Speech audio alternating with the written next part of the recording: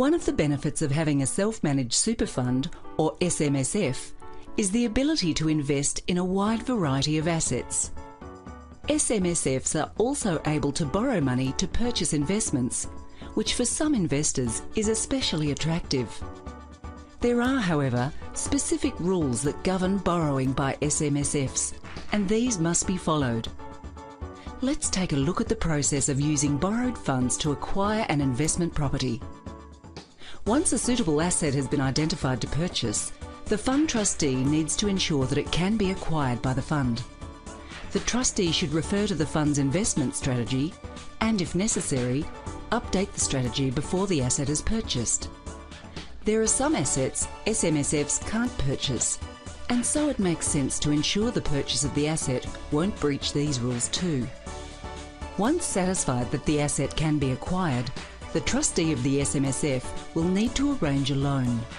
The type of loan that must be taken out is called a limited recourse loan, and the finance can be provided by either a related party of the SMSF or a financial institution such as a bank.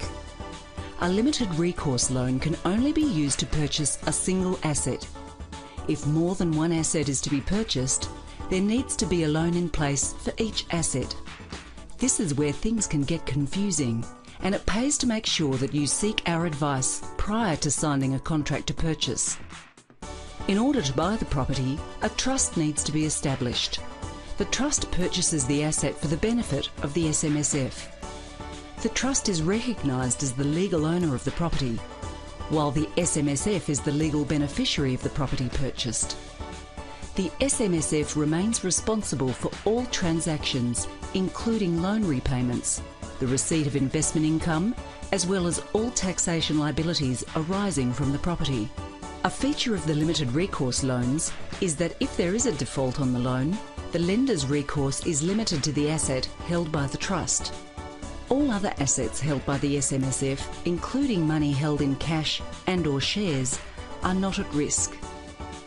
The borrowed funds may be used to repair or maintain the property, but the ATO places restrictions on alterations that significantly change or improve the value of the asset. Improvements to the property can take place, but they must be paid for using cash held by the SMSF. The loan can be repaid from rental income, employer and/or personal super contributions, income earned from other investments owned by the SMSF, or by selling the property and repaying the outstanding debt. The rent and any capital gains are taxed at the standard superannuation or pension tax rates. Once the loan is repaid in full, the SMSF has the right to take ownership of the property. It is essential to consult with us prior to buying a property with an SMSF, especially when borrowing money, as the financial penalties if you get it wrong can be significant.